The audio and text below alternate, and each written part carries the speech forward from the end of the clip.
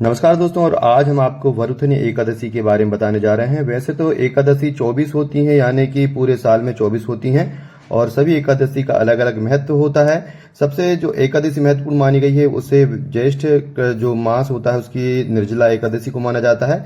आज हम आपको वरुथनी एकादशी के बारे में बता रहे हैं कि मान्यता है कि इस व्रत को करने से घर में सुख समृद्धि बनी रहती है।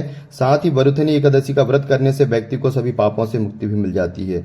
तो आइए जानते हैं कि वरुथनी एकादशी का व्रत जो है वो 23 या 24 अप्रैल कब रखा जाएगा। तो सबसे पहले हम देख लें कि जो वरुथनी एकादशी है वो कितने बजे से प्रारंभ होगी और कितने बजे समाप्त होगी, कब व्रत का पारायण करना है। और मान्यता है कि इस व्रत को करने से घर में सुख समृद्धि बनी रहती है। साथ ही वरुथनी एकादशी का व्रत करने से व्यक्ति को सभी पापों से मुक्ति मिल जाती है। तो आइए जानते हैं कि वरुथनी एकादशी का व्रत 24 को करना है या 23 को करना है। हालांकि वरुथनी एकादशी जो है वो 23 तारीख से जो है शाम के समय आ जाएगी, लेकिन उदय तिथि के हिसाब से इस व्रत का जो है वो 24 तारीख को ही माना जाएगा। तो हम देख लेते हैं कि क्या समय काल परिस्थिति रहेगी, क्या घड़ी रहेगी, शुभ मुहूर्त कब रहेगा एकादशी व्रत को रखने का।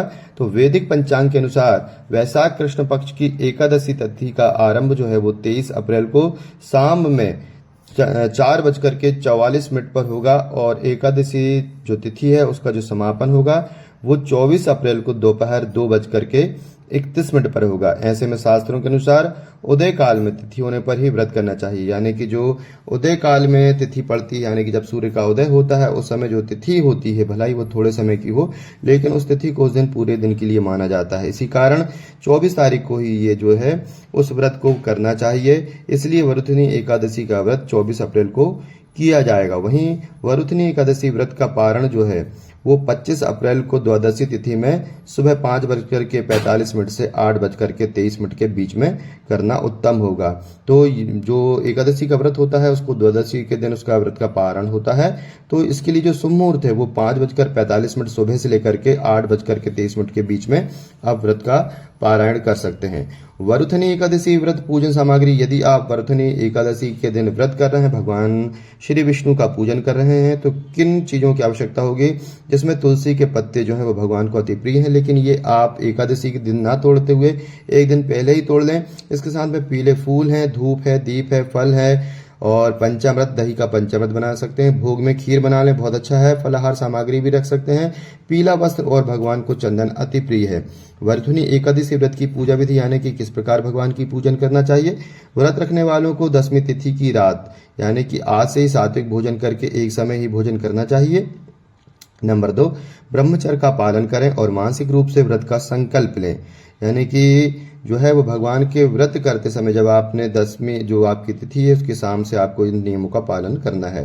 नंबर 3 जो है वो 24 अप्रैल एकादशी तिथि के दिन प्रातः ब्रह्म मुहूर्त में उठ करके स्नान करें और स्वच्छ वस्त्र धारण करें। तो कभी भी किसी भी व्रत में जो है आपको स्वच्छ वस्त्र धारण करना चाहिए, निर्मल वस्त्र धारण करना चाहिए स्नान के पश्चात। नंबर 4, घर के पूजा स्थान को गंगा जल या साफ जल से शुद्ध करें। नंबर अगला जो है 5वां वो है भगवान विष्णु का चित्र या मूर्ति स्थापित करें, अन्यथा आप चांदी या स्वर्ण की एक प्रतिमा भी ले सकते हैं जिनका आप पूजन कर सकते हैं। इसके बाद सबसे पहले दीप जलाएं और ओम नमो भगवते वासुदेवाय मंत्र का जाप करें। ये भगवान का बीज मंत्र है। भगवत जो गीता है उसका जो है मूल मंत्र यही है, ओम नमो भगवते वासुदेवाय। तो इस मंत्र का जाप करते हुए आप प्रत्येक कार्य को करें। नंबर अगला जो है वो है भगवान विष्णु को गंगा जल से स्नान कराएं, शुद्ध जल से स्नान कराएं। यदि मूर्ति है तो आचमन भी कराएं। तो भगवान को आचमन भी कराना चाहिए। यदि आपके पास धातु की मूर्ति हो तो आचमन है, पाद्य है, उनका अर्घ इत्यादि भी करना चाहिए। उसके बाद क्या करें, चंदन अक्षत फूल अर्पित करें और चंदन अक्षत अर्पित करें। अक्षत को है चरणों में चढ़ा दें, भगवान के ऊपर न चढ़ाएं। नंबर 9 है तुलसी पत्र चढ़ाएं, यह अत्यंत प्रिय है भगवान विष्णु को। फिर भगवान को फलाहार मिष्ठान आदि का भोग लगाएं। नंबर अगला जो है वो विष्णु सहस्त्र नाम, विष्णु स्तोत्र या गीता का पाठ करें और अंत में आरती करें। तो चाहें तो आप भगवान का जो है किसी ब्राह्मण को बुला करके भी विधि पूर्वक पूजन करवा सकते हैं 16 मंत्रों के द्वारा, अन्यथा आप जो है जितना आपसे बन सके वो आप कर सकते हैं। विष्णु सहस्त्र नाम को आप संस्कृत में नहीं पढ़ पा रहे हैं तो आप उसे हिंदी में भी कर सकते हैं। जो व्रती है आप उसको हम पारायण किस प्रकार भी करना चाहिए वो भी हम आपको बताएंगे। तो चैनल को सब्सक्राइब जरूर कर लें, इस प्रकार की जानकारी आपको यहाँ पर मिलती रहती है। व्रती को दिन भर निर्जल या फलाहार रहकर भगवान विष्णु का स्मरण करते रहना चाहिए। झूठ, क्रोध, तामसिक भोजन, नींद आदि से बचना चाहिए। रात को भगवान विष्णु का जागरण करें या भजन कीर्तन करें।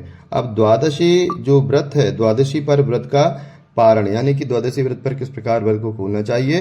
तो नंबर 1 जो है वो एकादशी व्रत करने के बाद अगले दिन द्वादशी को ब्राह्मण या जरूरतमंद को दक्षिणा दें, दान दक्षिणा दें। यदि आप चाहें तो यदि आप एकादशी व्रत का उद्यापन कर रहे हैं तो 11 जो जोड़े हैं उनको भी आप जो भी है वो पात्र दान कर सकते हैं। उसमें खीर रख करके या चावल रख करके दान करना बहुत ही महत्वपूर्ण माना गया है। दूसरा, उन्हें भोजन करा करके स्वयं फलाहार करें और अपने व्रत का पारण करें। इसी प्रकार आप ब्राह्मणों को भी भोजन करवा सकते हैं और आपके जो संबंधी इस प्रकार ये 2 कृत्य करने से जो है आप व्रत का पारण कर सकते हैं। विधि पूर्वक भगवान का पूजन करें, उस प्रकार व्रत का पारण। इस प्रकार आपकी समस्त मनोकामनाएं पूर्ण होंगी, धन धान से परिपूर्ण होंगे, सुख समृद्धि की प्राप्ति होगी। चैनल को सब्सक्राइब जरूर कर लें, वीडियो को लाइक करें।